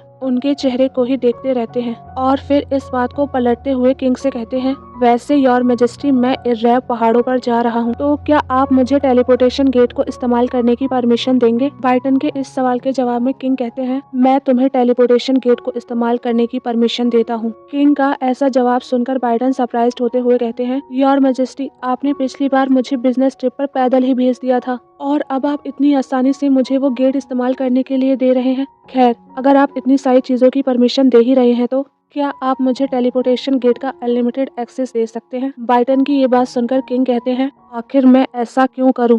किंग के इस सवाल के जवाब में बाइडन क्यूट एक्सप्रेशन बनाते हुए कहता है, क्योंकि मैं बहुत ही क्यूट हूँ योर मेजेस्टी। बाइडन की ये बात सुनकर किंग इतना इरिटेट होता है कि वो उस पर तलवार से वार करता है और किंग को ऐसे देखकर बाइडन चिल्लाते हुए कहता है, आप ये क्या कर रहे हैं योर मेजेस्टी? ये सुनकर किंग कहता है, तुम मेरी बात नहीं मानते हो बाइडन। किंग की ये बात सुनकर बाइडन कहता है, अगर आपको मेरा ये आइडिया पसंद नहीं आया तो कोई बात नहीं, पर कम से कम मेरी सैलरी तो बढ़ा दो। बाइडन की ये बात सुनकर किंग को और भी गुस्सा आने लगता है और फिर वो अपनी तलवार चलाते हुए बाइडन से कहते हैं, इस बार मैं तुम्हारी गर्दन पर निशाना लगाऊंगा। किंग की ये बात सुनकर बाइडन बहुत ही डर जाता है और फिर वहाँ से भागने लगता है कि तभी सीन शिफ्ट होता है और फिर हम इजाबेला के रूम को देखते हैं, जहाँ पर इजाबेला सोने जा रही होती है और उसकी नैनी उसके फोरहेड पर किस करते हुए कहती हैं, गुड नाइट प्रिंसेस। इजाबेला की नैनी उससे इतना कहते ही वहाँ से जाने लगती हैं और ये देखकर इजाबेला मन में सोचती है, आज का दिन भी बिना परेशानी के बीत गया, लेकिन आज कहीं जब मैंने कैरिन को रोका तो क्या उस पल मेरे मुंह से कोई बात गलत निकल गई थी क्या? इजाबेला इतना मन में सोचते ही खुद से कहती है, लगता है टेस्लन से जुड़ी किताबें मंगवाने के लिए नैनी से कहने का मेरा फैसला बिल्कुल सही था। इजाबेला खुद से इतना कहते ही मन में सोचती है, कैरिन एक इस तरह की इंसान है कि वो लोगों की छोटी से छोटी बातों से भी उनकी बड़ी से बड़ी कमजोरियों को ढूंढ निकालती है, इसीलिए मुझे उससे ज्यादा सावधान रहना होगा। नहीं तो अगर कैरिन को कभी भी ये सच पता चल गया कि मैं एक पोजेसर हूँ। इजाबेला इतना मन में सोचते ही डरते हुए खुद से कहती है, ओ गॉड, सिर्फ इसके ख्याल से ही मेरे रोंगटे खड़े हो जाते हैं। तो जब सबको मेरे बारे में ये सच पता चलेगा तो जहाँ तक मुझे पता है कि होली नाइट्स मेरे सामने आ धमकेंगे और मुझे घसीटते हुए किसी ऐसी जगह पर ले जाएंगे जहाँ से शायद ही कोई वापस आता है। इजाबेला खुद से इतना कहते ही मन में सोचती है, ओ गॉड, प्लीज मुझ पर रहम करो, मैं अभी सिर्फ 15 साल की हूँ और इसीलिए मैं किसी जानवर की तरह किसी रिसर्च लैब में किसी रिसर्च के लिए काटे फाड़े जाने का दर्द नहीं सह सकती, इसीलिए मुझे हर हाल में इस सच को छिपाए रखना होगा। इजाबेला इन सभी बातों को सोचकर पहले से ही डरी होती है कि तभी उसके कमरे की खिड़की अचानक से खुल जाती है और खिड़की के खुलने की आवाज से इजाबेला और भी डर जाती है। इसके बाद वो खिड़की की ओर देखकर मन में सोचती है, ये आखिर किस चीज की आवाज थी और वैसे ये चीज अचानक से कैसे खुल गई, क्योंकि इसमें कोई शक नहीं कि नैनी ने इस खिड़की को अच्छे से लॉक किया था। इजाबेला इन सभी बातों को सोचकर डर ही रही होती है कि तभी हम इजाबेला को देखते हैं जो खिड़की की ओर देखकर डरते हुए मन में सोच रही थी, मुझे पूरा विश्वास है कि जाने से पहले नैनी ने इस खिड़की को अच्छे से बंद किया था, तो अभी ये अचानक से कैसे खुल गया। इजाबेला इतना मन में सोच रही होती है कि तभी उसे अचानक से एक परछाई दिखती है। इसके बाद हम देखते हैं कि वो काली परछाई इजाबेला के करीब आने लगती है और ये देखकर इजाबेला और भी डर जाती है और फिर डरते हुए मन में सोचती है, आखिर ये कौन है जो मेरे करीब आने की कोशिश कर रहा है और वैसे ये इतना डरावना क्यों लग रहा है। इजाबेला इतना मन में सोचते ही मन में खुद से कहती है, लगता है इससे बचने के लिए मुझे चिल्लाकर किसी को बुलाना होगा, पर लगता है ऐसा मैं अभी कर भी नहीं सकती क्योंकि अभी डर के मारे मेरे मुंह से आवाज भी नहीं निकल रही है। इजाबेला इतना मन में खुद से कह ही रही होती है कि तभी उसे ये बात याद आती है कि विलियम भी इसी तरह उसे किडनैप करने के लिए आया था और ये सब याद आते ही इजाबेला का चेहरा पूरा नीला पड़ जाता है और फिर वो मन में सोचती है, कहीं ये विलियम तो नहीं। इजाबेला इतना सब सोचकर चिल्लाने ही वाली होती है कि तभी हम ये देखते हैं कि वो काली परछाई इजाबेला के चेहरे पर अपना हाथ रखती है और जब इजाबेला उस हाथ को फील करती है तब वो शॉक्ड होते हुए कहती है, हनी बैजर। इजाबेला के इतना कहते ही वो हनी बैजर उससे मुस्कुराते हुए कहता है, मैं तुम्हें बहुत ही मिस कर रहा था, इसीलिए मैं तुमसे मिलने यहाँ पर आ गया। हनी बैजर की ये बात सुनकर इजाबेला बहुत ही खुश होती है और फिर उससे पूछती है, तुम यहाँ पर इसलिए आए हो क्योंकि तुम मेरे साथ सोना चाहते हो, है ना? इजाबेला की ये बात सुनकर हनी बैजर उससे कहता है, हाँ, क्या मैं ऐसा कर सकता हूँ? हनी बैजर की ये बात सुनकर इजाबेला मुस्कुराते हुए कहती है, हाँ बिल्कुल हनी बैजर, तुम यहाँ पर सो सकते हो। और वैसे भी मैं चाहती थी कि आज कोई मेरे साथ रहे, और अगर मैं अपने ब्रेव हनी, नहीं मेरा मतलब अगर मैं अपने प्यारे हनी बैजर के साथ सोऊंगी तो मुझे सुकून महसूस होगा। इजाबेला की ये बात सुनकर हनी बैजर उससे हक करते हुए कहता है, यस मैं हूँ ब्रेव हनी बैजर। इसके बाद हम देखते हैं कि इजाबेला हनी बैजर को हक करते हुए सो रही होती है और मन में सोच रही होती है, हनी बैजर कितना सॉफ्ट और गर्म है और इसके अंदर से कितनी अच्छी खुशबू आ रही है, और तो और इसको हक करने में मुझे कितना कंफर्टेबल फील हो रहा है। इजाबेला इतना मन में सोचते ही हनी बैजर से कहती है, हनी बैजर कितना अच्छा होता अगर हम हमेशा एक दूसरे के साथ सो सकते हैं ना? इजाबेला की ये बात सुनकर हनी बैजर मुस्कुराते हुए कहता है, मैं तुम्हारी इस बात से पूरी तरह से सहमत हूँ। हनी बैजर के इतना कहते ही सीन शिफ्ट होता है और फिर हम कुछ दिनों बाद का सीन देखते हैं जहाँ पर हम ये देखते हैं कि बाइटन मुस्कुराते हुए इजाबेला को आवाज दे रहा होता है और बाइटन को देखकर इजाबेला भी बहुत ही खुश होती है। इसके बाद इजाबेला भागते हुए ऊपर से नीचे आती है और फिर स्माइल करते हुए बाइटन से कहती है, टीचर आप आ गए? इजाबेला के इस सवाल के जवाब में बाइटन कहता है, हाँ प्रिंसेस, मैं इर्व माउंटेन रेंज से वापस आ गया, पर आप धीरे धीरे नीचे आइए नहीं तो आपको चोट लग जाएगी। बाइटन इजाबेला से इतना कहते ही इर्व माउंटेन के सफर को याद करता है और फिर एक डिस्गस्टिंग लुक के साथ इजाबेला से कहता है, प्रिंसेस मैं वहाँ पर एक टेस्लन नाम के इंसान से मिला था। बाइटन के इतना कहते ही हमें फ्लैशबैक का एक सीन दिखाया जाता है जहाँ पर हम ये देखते हैं कि बाइटन खुद को किसी अटैक से डिफेंड करने की कोशिश कर रहा होता है और फिर गुस्से में कहता है, अरे यार हद है, पहले पॉइजनस निडल्स, फिर फायर बॉल्स और अब ये फ्लाइंग ब्लेड्स भी आ रही हैं। और तो और ऐसा कौन सा क्रेजी इडियट है जो हर जगह मैजिक ट्रैप्स सेट करके बैठा है, और तो और वो भी ऑर्क से बाहर गर्मा प्लेट्यू में। ये कोई छोटी बात नहीं है। बाइटन इतना कहता ही है कि तभी उसे पहाड़ की चोटी पर एक घर दिखाई देता है जिसे देखकर वो शॉक्ड होते हुए मन में सोचता है, इस खाली जगह पर एक कैबिन का होना और खासकर इसके आसपास इतने सारे मैजिक स्ट्रैप्स का लगा होना, क्या ऐसा होना पॉसिबल है? बाइटन ये सब सोचकर परेशान हो ही रहा होता है कि तभी वहाँ पर एक बूढ़ा आदमी आता है जो बाइटन को देखकर गुस्से में कहता है, तुम जरूर कोई मैजिक स्वॉर्ड्समैन हो। उस बूढ़े आदमी की ये बात सुनकर बाइटन कहता है, ओल्ड मैन क्या तुम मुझे जानते हो? ये सुनकर वो बूढ़ा आदमी गुस्से में कहता है, बच्चे तुम बहुत ही बदतमीज हो, और वैसे तुम्हारी हिम्मत कैसे हुई मेरी टेरिटरी में घुसने की? और क्या तुम्हें पता है कि तुम लोगों की ऐसी हरकतों की वजह से ही मुझे इंसान पसंद नहीं है? वो बूढ़ा आदमी बाइटन से इतना कहते ही अपनी जादू की छड़ी से एक मैजिक सर्कल कास्ट करता है जिसकी वजह से बहुत सारे पत्थर के टुकड़े बाइटन पर गिरने लगते हैं और इसके थोड़ी देर बाद एक बहुत बड़ा पत्थर का टुकड़ा बाइटन के ऊपर गिर जाता है और इसके बाद वो बूढ़ा आदमी बाइटन से कहता है, तुम बिना इजाजत के किसी और के घर में कैसे घुस आए हो? तुम जरूर एक बेवकूफ इंसान हो जो अपनी जिंदगी की बिल्कुल भी कदर नहीं करता है। वो बूढ़ा आदमी इतना कहते ही वहाँ से जाने लगता है कि तभी बाइटन उस बड़े से पहाड़ को अपनी तलवार से तोड़ देता है और फिर उस ओल्ड मैन से गुस्से में कहता है, ओल्ड मैन ये सोचने वाली बात है कि तुमने अचानक से बिना बताए मुझ पर अटैक कर दिया। ओल्ड मैन लगता है हम दोनों को बात करनी चाहिए। बाइटन की ये बात सुनकर वो बूढ़ा आदमी कहता है, तुम कौन हो? इसके जवाब में बाइटन कहता है, मैं बिल्टन एम्पायर का चीफ एडवाइजर हूँ। बाइटन का ये जवाब सुनकर वो ओल्ड मैन कहता है, तुम्हें पहली बार देखने पर ही मुझे पता चल गया था कि तुम कोई आम आदमी नहीं हो, पर मैंने कभी नहीं सोचा था कि तुम मेरी सोच से भी ज्यादा इम्पोर्टेंट हो। उस बूढ़े आदमी की ये बात सुनकर बाइटन कहता है, ओल्ड मैन क्या तुम मुझसे अब बात करने के लिए तैयार हो? बाइटन इतना कहता ही है कि तभी वो ओल्ड मैन बाइटन के ऊपर एक बार फिर से एक मैजिक सर्कल कास्ट करते हुए कहता है, तुम्हें क्या लगता है कि मेरे पास मैजिक स्वॉर्ड्समैन से कहने के लिए कुछ नहीं है? उस आदमी की ये बात सुनकर और मैजिक स्पेल को अपने करीब आते हुए देखकर बाइटन गुस्से में चिल्लाते हुए कहता है, ओए बुड्ढे! बाइटन के इतना कहते ही सीन शिफ्ट होता है और फिर हम कुछ देर बाद का सीन देखते हैं जहाँ पर हम ये देखते हैं कि वो बुढ़ा आदमी बाइटन से कांपते हुए कह रहा होता है, अगर मैं 10 साल छोटा होता तो मैं। वो बुढ़ा आदमी इसके आगे कुछ कहता है कि तभी बाइटन उसकी बात काटते हुए कहता है, मुझे पता है कि तुम इंसान और स्वॉर्ड्समैन को पसंद नहीं करते हो, और मुझे ये भी पता है कि तुम मैजिक स्वॉर्ड्समैन से तो और भी नफरत करते हो। लेकिन तुम्हारी जानकारी के लिए मैं तुम्हें बता दूं ओल्ड मैन, मैं भी तुमसे नफरत करता हूँ, और मुझे लगता है कि तुमसे मिलने के बाद से मुझे बूढ़े लोगों का फोबिया हो गया होगा। बाइडन की ये बात सुनकर वो ओल्ड मैन गुस्से में कहता है, तो फिर निकल जाओ यहाँ से।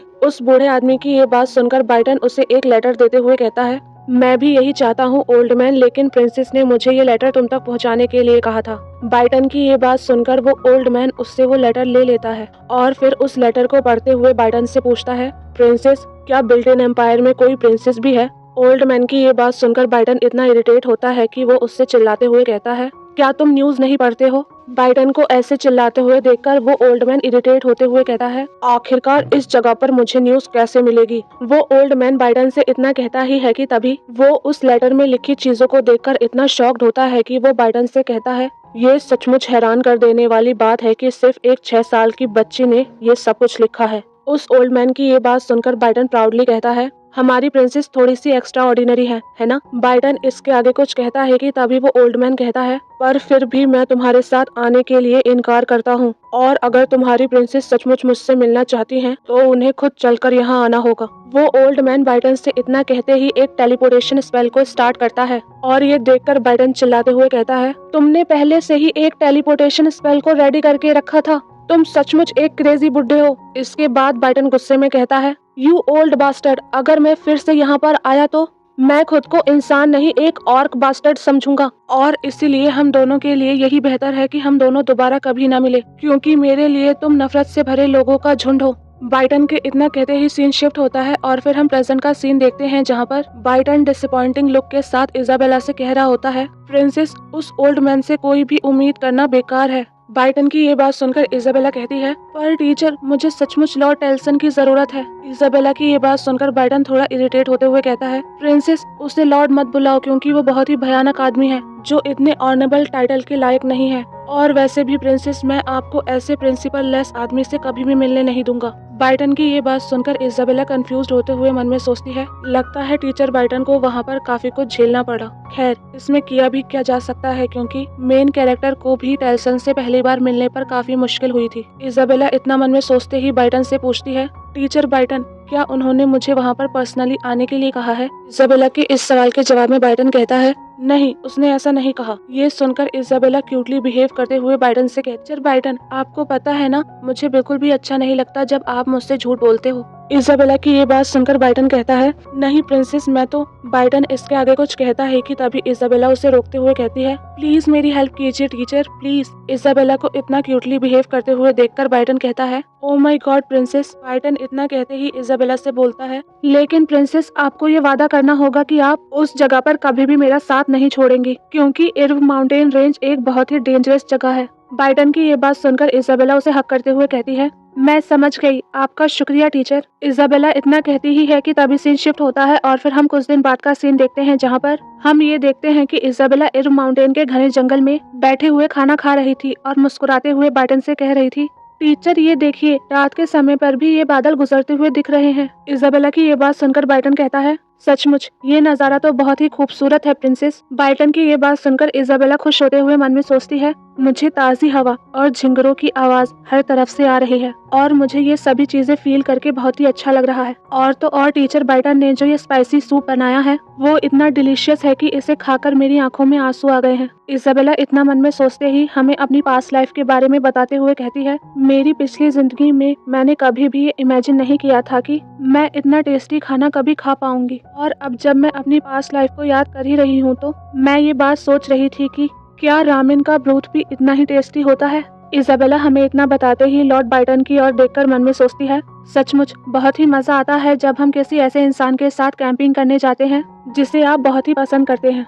इजाबेला इतना मन में सोच ही रही होती है कि तभी लॉर्ड बाइडन उससे पूछते हैं, प्रिंसेस, क्या आपको ये स्पाइसी सूप पसंद आया? बाइडन के इस सवाल के जवाब में इजाबेला मुस्कुराते हुए कहती है, हाँ टीचर, मुझे ये बहुत ही अच्छा लगा। इजाबेला बाइडन से इतना कहते ही मन में सोचती है, सच में मैं यहाँ आकर बहुत ही खुश हूँ, और वाकई मैं एक बहुत ही लकी बच्ची हूँ। इजाबेला इतना मन में सोच रही होती है कि तभी सीन शिफ्ट होता है और फिर हम कुछ दिनों बाद का सीन देखते हैं जहाँ पर हम ये देखते हैं कि इजाबेला और बाइटन जंगल के और अंदर जा रहे होते हैं कि तभी इजाबेला एक जगह को पॉइंट करते हुए बाइटन से कहती है, टीचर वहाँ देखिए। इजाबेला के इतना कहते ही हम उस ओल्ड मैन को देखते हैं जो पिछली बार बाइटन को मिला था और वो इजाबेला और बाइटन को देखकर गुस्से में कह रहा था, अच्छा देखो तो मुझे कौन मिल गया, और क्या ऑर्क बास्टर्ड फिर से यहाँ आ गया। वो बूढ़ा आदमी इतना कहता ही है कि तभी एपिसोड खत्म हो जाता है।